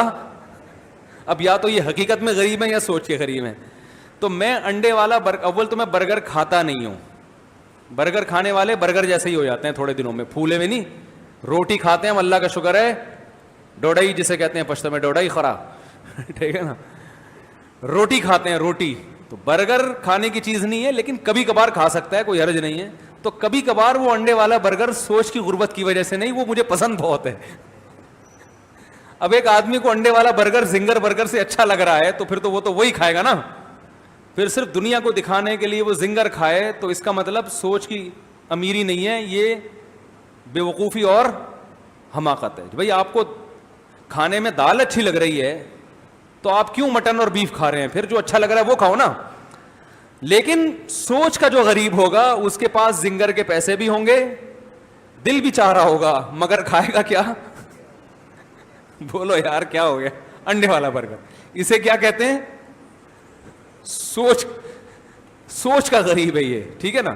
یہ کہاں سے بات چلی تھی, سوچ کے غریب. ہاں تو ہمارے ہاں کے جو لبرل لوگ ہیں نا, جو ادھر ان ممالک کے, انڈیا, پاکستان, بنگلہ دیش, یہ بلا وجہ متاثر ہیں ان سے, اور یہ ان سے 1.5 ہاتھ آگے نکلنے کی کوشش کر رہے ہیں. دیکھو انگریز میں بھی بہت سے ایتھیسٹ ہوتے ہیں, خدا کے منکر ہوتے ہیں, اتنے سخت نہیں ہوتے وہ. ان سے آپ بات کرو 2 منٹ وہ مان جائیں گے اللہ کو. میں نے دیکھا بات کی, یہ مان گئے. نہیں مانے تو اتنا کہا کہ بھائی آپ کے بھی دلائل ہیں, ہماری بھی اپنی سوچ ہے, بس. لیکن یہاں کے جو ایتھیسٹ ہیں, انہوں نے ایتھیزم سیکھا وہاں سے ہے, مگر کہتے ہیں نا الو کا پٹھا الو سے زیادہ قیمتی ہوتا ہے. ایک آدمی ایمپریس مارکیٹ گیا الو خریدنے. اس نے پوچھا یہ الو کتنے کا ہے, اس نے کہا جی 1 لاکھ روپے کا. الو کا پٹھا بچے کو کہتے ہیں نا, ایک بچہ بھی تھا. یہ کتنے کا, اس نے کہا 2 لاکھ کا. اس نے کہا بچہ زیادہ مہنگا ہے, اور جو پورا بنا پورا الو عاقل بالغ, عاقل تو نہیں ہوتا بالغ تو ہوتا ہے نا بہرحال, یہ سستا ہے, یہ کیسی بات ہوئی. اس نے کہا دیکھو یہ جو الو کا پٹھا ہے نا, اس میں 2 کوالٹی ہیں, الو بھی ہے الو کا پٹھا بھی ہے. تو اس کی قیمت کیا ہے, ڈبل ہے. اور یہ جو اس کا باپ ہے نا, یہ صرف الو ہے, الو کا پٹھا نہیں ہے, اس لیے یہ آدھی قیمت میں ملے گا. لینی ہے لو, ورنہ پتلی گلی سے نکلو. تو یہاں کے جو ایتھیسٹ ہیں نا, انڈیا, پاکستان اور بنگلہ دیش وغیرہ کے, یہ الو کے پٹھے معذرت کے ساتھ, یہ کیا ہے, یعنی یہ وہاں سے ان یونیورسٹیوں سے سیکھتے ہیں خدا کا انکار, اور ان سے بھی 2 ہاتھ آگے نکل جاتے ہیں. مدعی سست اور گواہ چست. میں آپ کو بتاؤں کہ جو خدا کے منکر ہیں, ملحد ہیں, ان کا جو سب سے بڑا سرغنہ تھا ڈاروین تھا, جس نے یہ نظریہ ارتقاء لے کر آیا ہے, وہ کہ بندر سے انسان بنے ہیں. اس کے بعد یہ نظریہ بہت پھیلا ہے. وہ خود خدا کا منکر نہیں تھا. عجیب بات, اس نے اپنی اس تھیوری کی بیس پہ خدا کا انکار نہیں کیا. یہ بات مجھے بتائی لندن میں جو ڈاروین کے نظریے پہ ایک صاحب نے پی ایچ ڈی کیا ہے, اور ان کا موبائل نمبر میرے پاس موجود ہے, میری ان سے کبھی کبھار سلام دعا ہوتی ہے. انہوں نے مجھے یہ بات بتائی, ڈاروین کو تو ہم سے زیادہ پڑھا ہے نا, انہوں نے پی ایچ ڈی کیا ہوا ہے, کہ ڈاروین خود خدا کا انکار نہیں کرتا تھا. ڈاروین نے بعد میں خدا کا انکار کیا اس تھیوری کی بیس پہ نہیں, بلکہ ڈاروین کے ساتھ حالات دنیا میں ایسے آئے کہ اس نے ضد میں انکار کیا خدا کا, کہ وہ خدا میری سنتا نہیں ہے اس لیے میں نہیں مان رہا, ضد میں, اس تھیوری کی بیس پہ نہیں. سوال پیدا ہوتا ہے پھر یہ تھیوری کیوں پیش کی اس نے؟ اس تھیوری کی تو بیس ہی یہی کہ خدا کو نہیں مانو. تو یاد رکھو یہ ہماری یونیورسٹیوں میں تھیوری پوری نہیں پڑھائی جاتی. یہ تھیوری یہ نہیں ہے کہ انسان ایسے وجود میں آیا ہے اور خود سے بنا ہے. یہ تھیوری کی بیس یہ ہے کہ اگر یہ فرض کر لیا جائے کہ اس کائنات کو کسی نے نہیں بنایا اور یہ خود سے بنی ہے, تو پھر یہ فرض کر لیا جائے تو خود سے بنی ہے, تو خود سے بنی ہے, تو اس کے لیے یہ جو نظریہ ہے یہ عقل کے سب سے زیادہ قریب ہے کہ یہ فرض کر لیا جائے. یعنی پہلے یہ فرض کیا جائے کہ خدا نہیں ہے, باقی اس فرض کرنے کی ڈاروین کے پاس کوئی دلیل نہیں ہے. اسی وجہ سے ڈاروین نے اپنی تھیوری کی بیس پہ بھی خدا کا انکار نہیں کیا, کیونکہ وہ خود اس کا معترف تھا کہ اگر ہم فرض کر لیتے ہیں کہ نہیں ہے تو پھر یہ والی تھیوری ٹھیک ہوگی. باقی وہ خود مانتا تھا کہ یہ فرض کرنا آسان نہیں ہے, کہ کیسے ممکن ہے کہ خدا نہ ہو. اور ہمارے ہاں جو ڈاروین کی نظریے کی پرچار کرنے والے لوگ ہیں وہ ڈاروین سے 4 ہاتھ آگے ہیں. اس کو کہتے ہیں مدعی سست اور گواہ چست. بعض دفعہ دلال جو ہے نا وہ اصل مالک سے زیادہ اس چیز کے بیچنے کا حریص ہوتا ہے. ایک آدمی سے گدھا نہیں بک رہا تھا اپنا, بیچنا ہر آدمی کا کام نہیں ہے نا بھائی, اس کے لیے کوئی کمیشن ایجنٹ رکھنا پڑتا ہے, یار اس کو اتنے فضائل سنا. تو اس آدمی نے ایک دلال, وہی جو پہلے عربی میں اس کو دلال کہتے تھے, آج کل بروکر کہتے ہیں, اور بہت ساری ٹرمز استعمال ہوتی ہیں. تو دلال کو لے گیا کہ یار تو یہ میرا گدھا بکوا دے. کوئی خرید نہیں رہا, اس کی گدھے پہ ویسے بھی نور نہیں ہوتا اور اس پہ ویسے ہی کچھ گدھا پن ضرورت سے زیادہ جھلکتا ہے اس کے اوپر نا. تو اس نے فضائل بیان کرنا شروع کیے لوگوں کو, یہ گدھا ایسا ہے جو یہ تھا, یہ گدھا ایسا ہے یوں تھا, اور اتنے فضائل گدھے کے سنائے کہ وہ مالک سب سے زیادہ متاثر ہو گیا. بولا بھائی اتنا قیمتی گدھا میں نہیں بیچتا, یہ مجھے دے دے. وہ پہلے تو اس پہ اثر ہو گیا,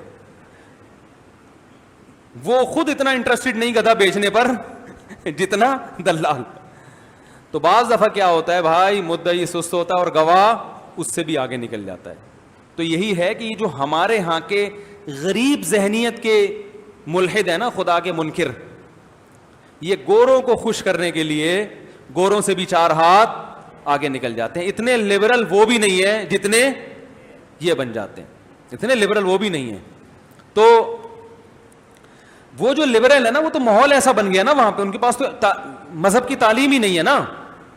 ورنہ میں نے تو دیکھا ان لوگوں سے بات کرو دین کی, وہ تو زیادہ آرام سے سنتے بھی ہیں. اور آپ کو پتہ ہے جو اسلام میں جو داخل ہو رہے ہیں نا سب سے زیادہ, وہ پڑھا لکھا طبقہ زیادہ داخل ہو رہا ہے. اچھا مجھے یہاں سے یاد آیا, تقریباً 6-7 مہینے پہلے کرسچن تھے, عیسائی تھے, ادھر آئے تھے یہاں مجھ سے ملنے کے لیے, اسلام قبول کیا تھا انہوں نے مجھ سے میرا نمبر بھی لیا, میں نے ان کا نمبر بھی سیو کیا. ان کے ساتھ جو لڑکے آئے تھے ان کی شکلیں بھی میں بھول گیا ہوں, وہ جو آئے تھے میرے پاس ان کی شکلیں بھی میں بھول گیا. نمبر میں نے لکھا تھا سیو کرنا, شاید میں بھول گیا یا نام بھول گیا. اب انہوں نے کہا تھا میں آپ سے کانٹیکٹ کروں گا, اب پتہ نہیں کانٹیکٹ کر رہے ہوں گے, مجھے مل نہیں رہا ہوگا. تو بھائی جو لڑکے آئے تھے نا ان کے ساتھ جو بھی تھے, مجھ سے اگر وہ میرا بیان سن رہے ہیں یا ان تک میری اطلاع پہنچتی ہے تو مجھے ان سے دوبارہ ملوا دیں, بڑی نوازش ہوگی. میرے دل میں کافی ایک قلق ہے کہ یار وہ ملاقات نہیں ہوئی ان سے. ہو سکتا ہے کئی دفعہ انہوں نے فون کیا ہو نا, ایک آدمی نے اسلام قبول کیا, وہ بہت ساری چیزیں پوچھنا چاہتا ہے اور میں انون نمبر اکثر اٹھاتا نہیں ہوں, تو وہ جو بھی لڑکے لے کر آئے تھے وہ ذرا میں ان کی شکلیں بالکل بھول گیا ہوں. تو وہ ان کو تو یاد ہوگا, ایک بڑے پڑھے لکھے کرسچن تھے, کسی یونیورسٹی میں یا اسکول میں ٹیچر تھے وہ, تو وہ ذرا مل لیں, مجھے ان سے کام ہے. خیر, تو وہاں کا پڑھا لکھا طبقہ اسلام کی طرف آ رہا ہے اور وہ اللہ کو بھی مانتے ہیں, لیکن ہمارے ہاں جو ہے نا وہ آگے. تو ایسا نہیں ہے کہ فیوچر لبرلزم لوگوں کا ہے, یہ ضرور ہے کہ دونوں دعوتیں بڑی سپیڈ کے ساتھ بڑھ رہی ہیں. یعنی ایک طرف لبرلزم بھی پھیل رہا ہے لیکن دوسری طرف مذہب بھی پھیل رہا ہے, اور مذہب میں اسلام کے علاوہ کوئی اور نہیں پھیل رہا. یعنی دو انتہاؤں کی طرف لوگ جا رہے ہیں آہستہ آہستہ.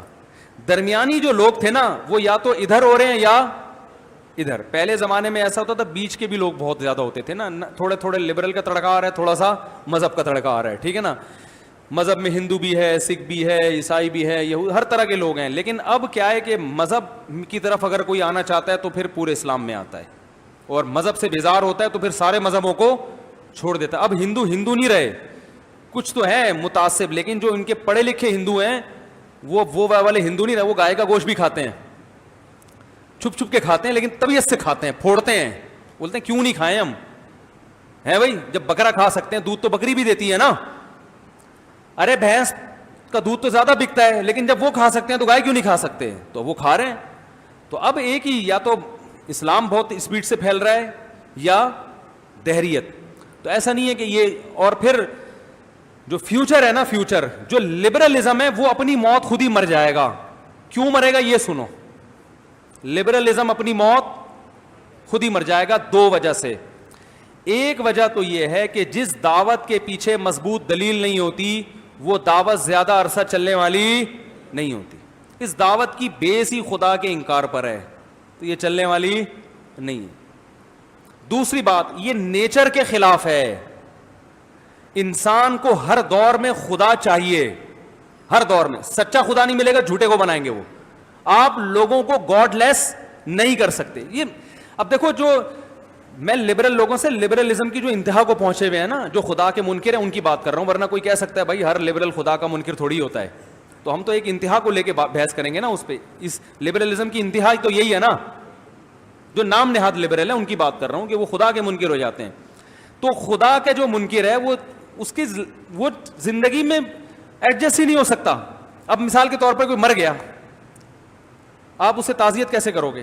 آپ کے ابا کا انتقال ہوا, اللہ مغفرت کرے, بھائی اللہ کو تو میں مانتا نہیں ہوں.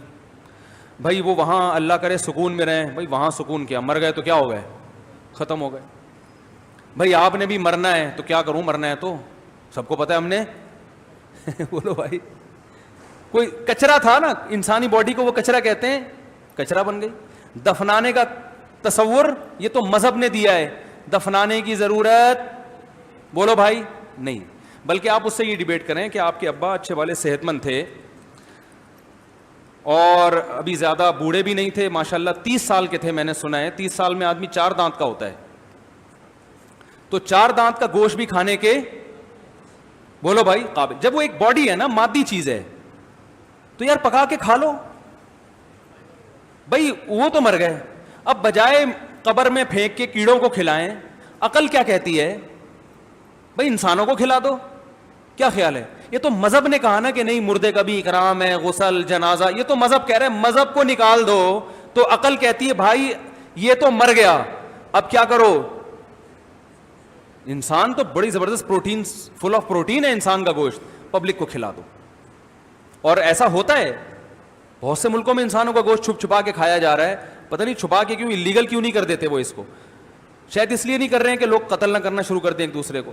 لیکن کیا ہو رہا ہے جاپان میں کیا ہو رہا ہے, آپ مر گئے, کرنٹ دے کے راکھ بنایا, راکھ کو بوتل میں ڈالا, چٹ لگا دی دادی اماں, شیلف میں رکھیں آپ. جیپنیز کے گھر میں ایسا ہوتا ہے. میرا ابھی جاپان جانا, اللہ کرے یہ لاک ڈاؤن کھلے تو جاپان کا بھی ارادہ ہے, آپ کو دکھائیں گے. یہ دیکھو نانی اماں کی, یہ دادی اماں کی, یہ ماموں تھے, یہ چچا تھے, یہ ساس تھی. ساس کی راکھ بہت زیادہ گہری, کیونکہ وہ 2 دفعہ جلی ہے. ایک تو بہو کو دیکھ دیکھ کے جلی ہے, ایک مرنے کے بعد, تو اس میں ڈارکنیس زیادہ ہے. ان ساسوں کی بات کروں جو میرا بیان نہیں سن رہی. تو یہ کوئی انسانیت ہے بتاؤ؟ لیکن وہ کہتے ہیں کیا ہے یار، قبر کی اتنی فٹ کی جگہ اتنی لاکھوں روپے کی آئے گی، یہ زمین بھی یہ زندہ رہنے والے لوگوں کے لیے، تو ایسا کرو کرنٹ دے کے جلا کے بوتل میں رکھ لو، یادگار رہے گی، بھائی نانی اماں تھیں، دیکھ کے خوش ہو جایا کرو. ہم یہ تصور کر سکتے ہیں؟ بھائی نہیں ہوں گے. تو جیسے بہت کچھ آگے ہوگا. ابھی جو لبرلزم کی جو انتہا ہے نا وہ بہت خطرناک ہے. ابھی انہوں نے لڑکا لڑکے کی شادی کو حلال کیا، اللہ معاف کرے کہتے ہوئے بھی ڈر لگتا ہے، یہ بہنوں سے نکاح کو بھی لیگل کرنے والے ہیں. یہ ہو جائے گا، کیونکہ جب ان سے بحث کی جائے نا کہ یہ گے میرج تو غلط ہے، فطرت کے خلاف ہے، تو کہتے ہیں کیا دلیل ہے؟ دلیل ہے کوئی؟ دلیل یہ کہ بھائی یہ شادی کھوپڑی میں کسی غیرت مند آدمی کی کھوپڑی میں نہیں آئے گا. تو بھائی کل یہ محرم رشتوں سے نکاح کو بھی لیگل کر دیں گے، کیونکہ اس کے بھی ناجائز ہونے کی کوئی دلیل نہیں ہے سوائے اس کے غیرت کوئی ایسی چیز ہے ہی نہیں جو لیبارٹری میں ٹریس ہو سکے. سمجھ رہے ہو؟ یہ محسوس ہوتی ہے، تو جس میں ہوگی اس کو برا لگے گا. لیکن جب آپ گے میرج کو الاؤ کر دیں گے تو غیرت کیا ہو جائے گی؟ ختم. پھر آگے بہت ساری میرج کی اقسام وہ خود بخود الاؤ ہو جائیں گی. تو لبرلزم کی جو یہ فطرت کا راستہ نہیں ہے، لہذا ایسی گہری کھائی ہے کہ لوگوں نے یا تو اس کھائی میں گرنا ہے یا گرنے سے پہلے یو ٹرن لینا ہے. تو عقل مند وہ ہے جو پہلے سے یو ٹرن لے لے. بات آ رہی ہے کہ نہیں آ رہی ہے؟ تو دوسرا نقصان اس کا یہ ہے کہ نیچر کے خلاف ہے. تیسرا آخری خاندانی، اور بھی بہت سارے پوائنٹ ہیں لیکن ٹائم بہت ہو گیا ہے. سب سے خاندانی پوائنٹ کہ لبرلزم ختم ہوگا، مذہب پھیلے گا. اس کی سب سے مضبوط دلیل ہے مذہبی لوگوں کے 8-8 10-10 بچے ہوتے ہیں، لبرل لوگوں کے 2. تو پھیلے گا کون؟ میں مذہبی ہوں، لبرل نہیں کہلاتا. اللہ مذہبی حقیقت میں بنا دے. میرے کتنے ماشاء اللہ، آپ تو اب اتنا عرصہ ہو گیا آپ کو یہ نہیں پتا، 14.25 بچے ہیں الحمدللہ. حقیقت ہے، اللہ برکت دے. اور کیونکہ ہم مذہب کو فالو کرتے ہیں. میں لبرلزم کو فالو کرتا تو میرے بمشکل کتنے ہوتے؟ 2. تیسرے پر میں افسوس کر رہا ہوتا کہ یار کوشش تو کی تھی کہ 2 ہوں، بس کیا کریں یار. یہ تو نہیں کہتا اللہ کی عطا ہے، کہتا ہے نیچر کی مسٹیک. صحیح ہے نا؟ یہی کہتا ہے نا، فطرت نے دھاندلی کی ہمارے ساتھ، فطرت غصے میں تھی. یہی کہتے ہیں نا، جیسے طوفان آتا ہے تو لبرل لوگ فطرت کو غصہ آیا ہوا ہے. ہم کہتے ہیں اللہ کا غصہ ہے، کہتے ہیں فطرت کو غصہ آیا ہوا ہے. تو ہر چیز کس پہ ڈال دیتے ہیں؟ ابے نیچر تو چاہتی ہے کہ نسل بڑھے، لیکن نیچر کو بھی الٹی پٹیاں پڑھا دی ان لوگوں نے. تو نسل کس کی بڑھ رہی ہے بھائی؟ مذہبی لوگوں کی. لبرل لوگ تو 2 بچوں سے زیادہ کے قائل ہے ہی نہیں، اور ان میں جو قائل ہیں وہ 2 کرتے ہیں، ورنہ بہت سے تو نکاح ہی نہیں کرتے. اور ان کے 2 بچے بھی ہوتے ہیں لیٹ، شادی دیر سے کرتے ہیں یہ 40 سال میں. اور پھر 2 کے پھر آگے 2 ہی ہوں گے.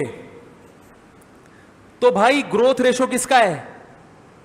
مذہبی لوگوں کا. اس لیے کہا جا رہا ہے یورپ کے بہت سے کنٹریز چند سالوں بعد اپنی موت خود ہی مر چکے ہوں گے. اور تاریخ میں ایسا ہوا ہے، کچھ کنٹریز ایسے تھے جنہوں نے نسل روکی، ان کی اصل قومیں اس ملک میں فنا ہو گئیں، ختم ہو گئیں، دوسری قومیں ہیں. آپ کو پتہ ہے یہ جو عرب کنٹریز ہیں اتنے زیادہ دنیا میں، عراق بھی عربی، مصر بھی عربی، یہ سارے اصل اوریجنل عرب تھوڑی تھے. یہاں تو دوسری قومیں رہتی تھیں. یہاں جب مسلمان گئے ہیں انہوں نے اتنی کثرت سے شادیاں کی، اتنی کثرت سے نسل بڑھی ہے کہ ان کی اصل قومیں آٹے میں نمک کے برابر رہ گئی ہیں. باقی سارے کیا ہو گئے؟ عرب ہو گئے. ہندوستان میں بھی ایسا ہی ہے، ہر جگہ.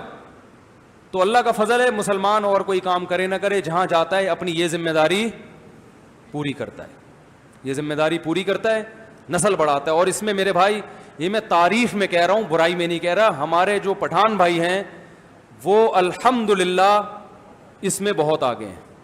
اسی وجہ سے میں کہتا ہوں بھائی، جاپان جاپنیز کے ہاتھ سے نکلنے والا ہے، پٹھانوں کے ہاتھ میں جانے والا ہے.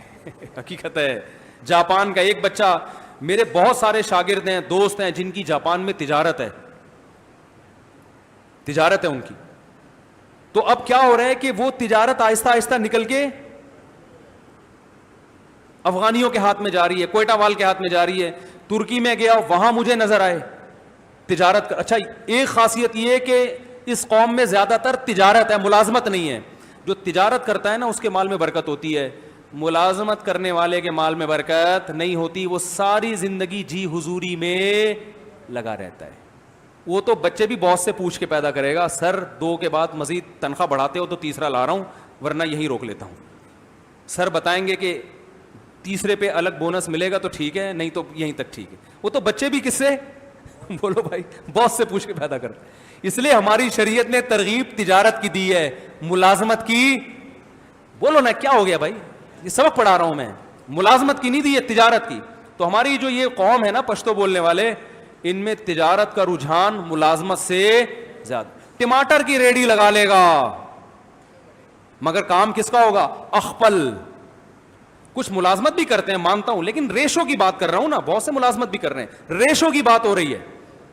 تو بھائی اللہ نے ان چیزوں میں برکت رکھی ہے, نسل بڑھانے میں بھی اور تجارت, دونوں کام مرج ہو جائیں ہڈو بچوں بن جاتا ہے آدمی. پھر اگلا دور اسی کا ہوگا. اگلا دور کس کا ہوگا, پھر وہی دنیا پہ راج کرے گا.